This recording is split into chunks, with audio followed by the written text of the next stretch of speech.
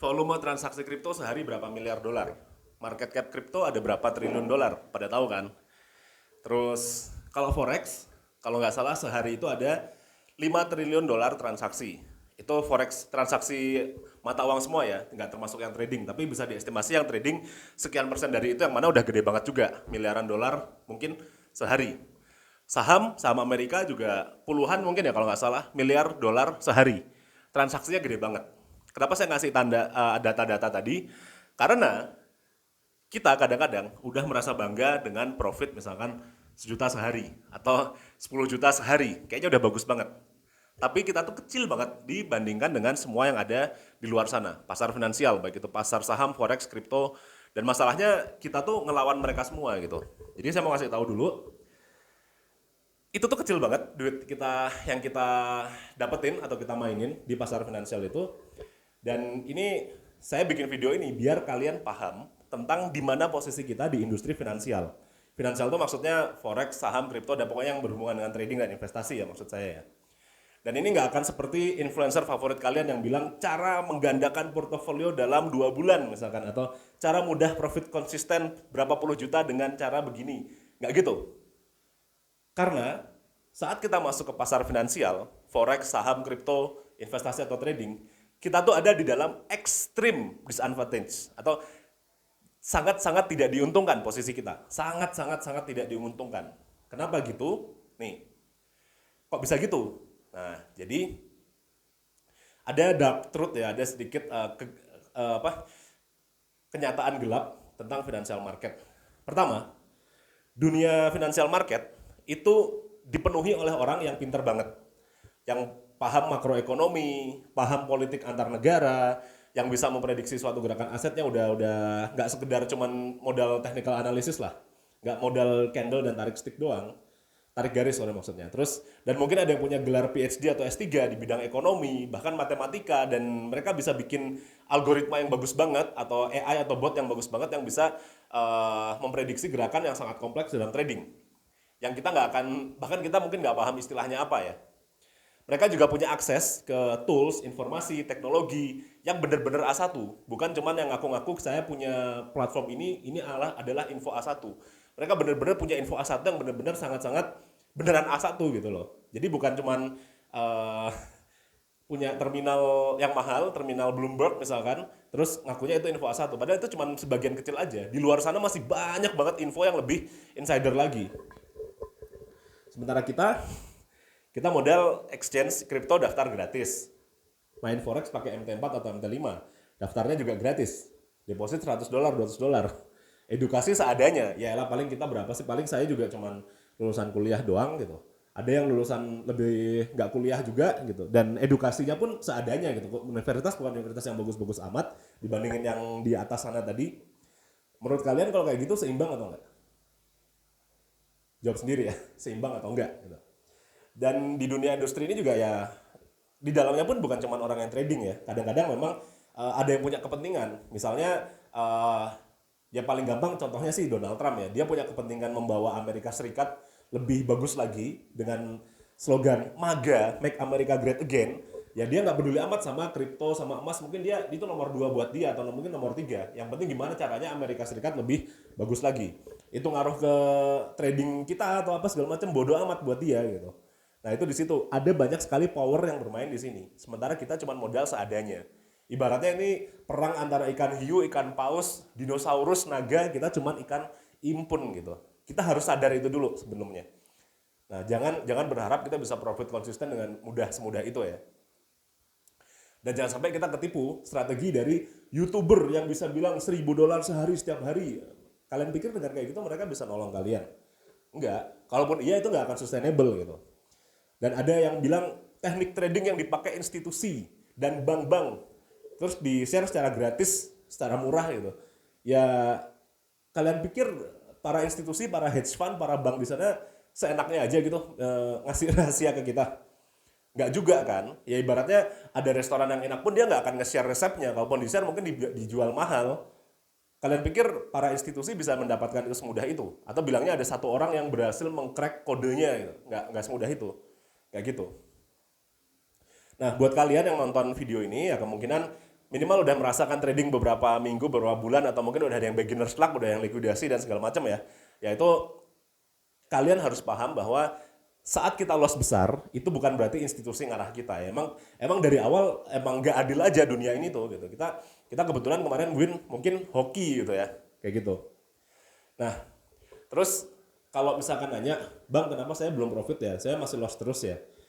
Mungkin ada yang bakal bilang jawabannya adalah kurang disiplin. Itu klise dan baru setengah benar ya teman-teman ya.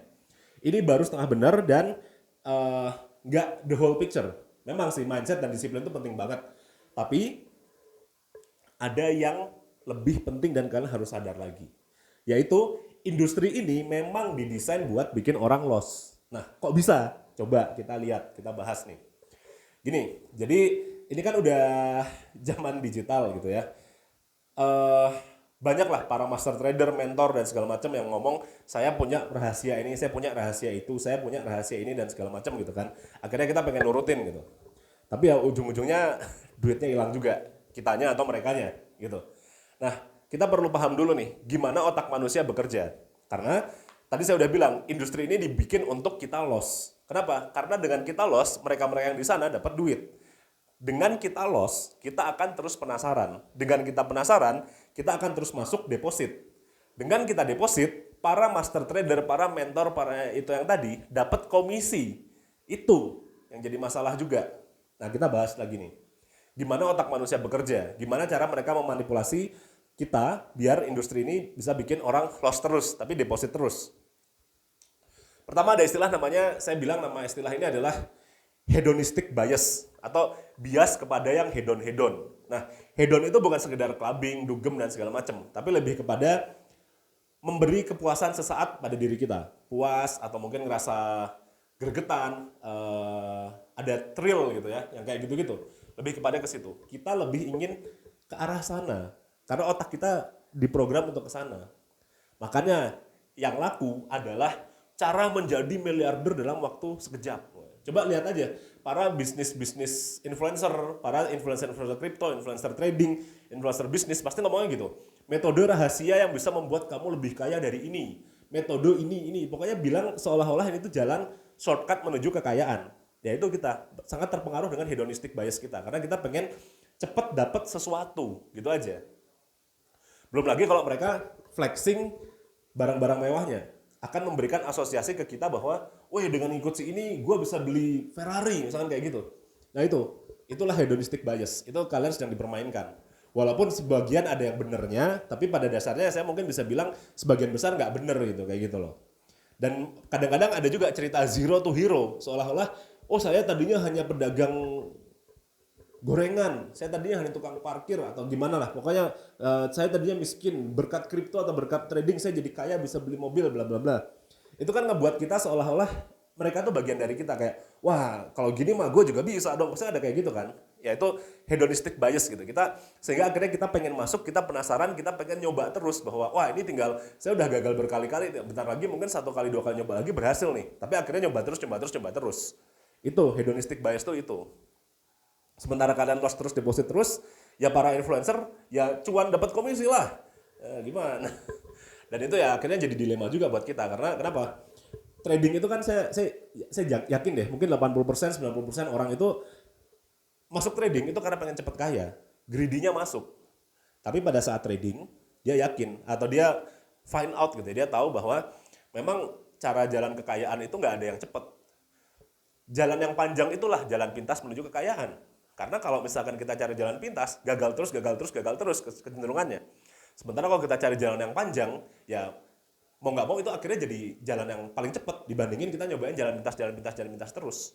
Ini akhirnya dilema nih dalam trading nih. Apakah harus tetap disiplin, kayanya lama, atau saya harus all in sekarang biar cepat dapat duit. Rusak cara kalian mengambil keputusan, cara kalian mengambil keputusan kalau udah diombang-ambingkan dengan dilema tadi, rusak. Saya yakin makanya kita bakal banyak loss juga gitu. Nah, jadi gimana caranya biar kita cuan dalam trading? Oke, saya mau kenalin konsep yang namanya edge ya. Edge itu pada dasarnya secara statistik gimana caranya kita bisa menang atau kita bisa lebih favorable. Gini, kalau kita nge-flip koin, kita lempar koin, tek, kemungkinannya kan ya ibaratnya cuma 50% ya. Yang satu lambang Garuda, yang satu gambar 500 misalkan gitu kalau kita nge-flip coin ya. Gampangnya kan cuma kayak gitu kan, 50% 50%. Kita pasti juga mikir lah, trading juga gitu dong. Di situ kita sudah terjebak dan disitulah kita salah. Kenapa? Coba kalian bayangin mesin roulette di kasino ya, yang ada hitam, ada merah, muter-muter gitu kan, atau ada yang juga yang pakai kayak meja kotak gini, kita harus mendaratin dadu kita atau kita harus tebak angkanya, angka yang di warna merah atau warna hitam kayak gitu. Coba lihat deh, cari-cari deh di Google deh, roulette gitu. Pada dasarnya lubang merah dan lubang hitam jumlahnya sama. Sehingga kita akan merasa berpikir, ya udah asal masuk aja, toh kemungkinannya 50% 50%. Tapi di sini ada kesalahan. Ada satu lubang yang warnanya hijau kalau nggak salah. Pokoknya ada lubang yang lain aja yang di luar warna itu. Sehingga kalau kalian nebak satu, nebak merah atau nebak hitam, itu kemungkinannya nggak 50%, tapi 49 sekian persen lah gitu, 40 sekian persen. Sehingga secara statistik, ya udah kasino pasti menang di long term. Karena kalau cuma 49% atau di bawah 50%, saya nyoba 100 kali, ya saya kemungkinan gagalnya lebih dari setengahnya, lebih dari 50 kali. Ya saya udah cuan. Si kasino udah cuan gitu. Itu yang membuat kasino punya edge gitu ya. Si bandar selalu menang tuh karena ke situ. Sama kayak trading. Oh ya udah, saya tinggal jual atau beli aja, long atau short aja tiap hari. Toh kemungkinannya cuma naik atau turun. Nggak sesimpel itu. Pertama, kita harus bayar spread. Kalau di forex ya. Atau ada bayar fee. Lalu kalau tradingnya lama, kita bayar funding fee. Lalu kita bayar swap atau biaya inap dan segala macamnya. Belum lagi ada slippage. Belum lagi ada faktor mental kita. Ya secara umum kita nggak 50% 50% gitu dalam trading tuh. Bisa jadi misalnya seharusnya naiknya segini. Udah pasti udah kejadian nih, kemungkinan besar nih. Tapi pada saat lagi naik segini kita udah nge-close. Ya walaupun kita benernya 50% tapi saat kita bener kita cuannya nggak sesuai dong. Itu secara statistik kita udah rugi juga. Itu yang bikin kenapa banyak orang loss dalam trading. Nggak cuma sekedar karena disiplin, tapi ya memang sistemnya agak burik gitu ya. Makanya banyak orang yang mencari ya metode-metode yang katanya berhasil gitu ya. Contohnya pakai chart pattern, pakai indikator, pakai Elliott wave dan segala macam. Sebenarnya kalau saya bilang mana yang lebih ampuh atau enggak relevan. Metode-metode tadi itu adalah cara gimana kita biar punya kesempatan minimal lebih dari 50% secara statistik. Itu, yang penting tuh itu. Jadi mau metodenya cuma 51%, mau 95%, pada dasarnya selama di atas 51% dengan eksekusi yang bagus, itu udah good enough menurut saya. Gitu. Sekarang pertanyaannya berarti kan gimana cara kita ngedapetin edge-nya tadi? Nah, itu agak PR nih gitu. Sebenarnya banyak sih yang pakai ya, udah trader-trader retail kan bakal pakai technical analysis klasik, ya candlestick, support resisten, narik garis dan segala macam kan. Ya itu good lah, untuk beberapa hal, beberapa konteks itu good enough ya. Tapi kalau di luar sana, yang tadi saya bilang, orang-orang yang di atas sana, para finance bros, para hedge fund, para bank, minimal itu mereka paham yang namanya misalkan ada order flow, ada volatilitas pasar, makroekonominya sangat advance, terus ada ekspektasi pasar, geopolitiknya pun infonya A1-nya lebih kencang lagi. Dan mereka punya cara gimana mengkuantifikasi data-data tadi yang kelihatannya kualitatif. Kita nggak punya, bahkan mungkin caranya aja kita nggak tahu, nggak banyak yang tahu. Kita nggak punya tools untuk itu. Jadi kita masih agak-agak lebih tidak beruntung atau tidak diuntungkan dibandingkan sama para finance bro dan orang-orang besar di luar sana tadi. Jadi bukannya saya mau bilang bahwa technical analysis itu jelek, atau Fibonacci atau Elliott wave atau apapun lah. Bukannya saya mau bilang itu jelek, tapi saya mau bilang gini, kita harus sadar diri, itu adalah tools. Tadi saya bilang, buat kita para retail, kita toolsnya mungkin candlestick, narik garis, indikator. Untuk para finance bro di atas sana, para hedge fund, para banker dan segala macam, tools mereka ya tadi yang menggunakan makroekonomi, mungkin ada bot yang lebih canggih lagi, ada order flow yang bagus segala macam. Toolsnya beda. Nah, gini, kenapa saya bilang itu toolsnya berbeda? Biar kita sadar diri. Ibaratnya, kalau saya memakai tools yang tadi, tools para retail, ya kita jangan expect menjadi dapat gains yang sesuai dengan para whales atau institusi. Atau dapat bahkan win rate-nya pun jangan diharapkan sama gitu. Misalnya, saya punya ketapel, lalu saya mau berburu. Make sense-nya apa? Saya berburu kelinci, tupai, ya pahit-pahit kucing atau anjing atau ayam hutan gitu. Kalau saya di hutan menggunakan ketapel. Tapi kalau ada beruang, saya pakai ketapel yang nggak masuk akal dong. Yang masuk akal saya pakai senapan. gitu kan? Sama, kita menggunakan technical analysis, menggunakan ini itu segala macam. Ya make sense-nya untuk mendapatkan uang yang dalam tanda kutip receh atau sehari-hari, yang mungkin cukup untuk mengcover kehidupan kita sehari-hari. Jangan sok-sok kita mau pakai toolsnya institusi, sementara capital kita itu cuman capital receh. Itu harus hati-hati dalam penggunaan itu ya. Sama, kita tiba-tiba sok-sok pakai hunting rifle ya, pakai senapan buat berburu tupai, kita tembak, ya hancur tupainya, nggak dapat makannya kita, gitu, overkill.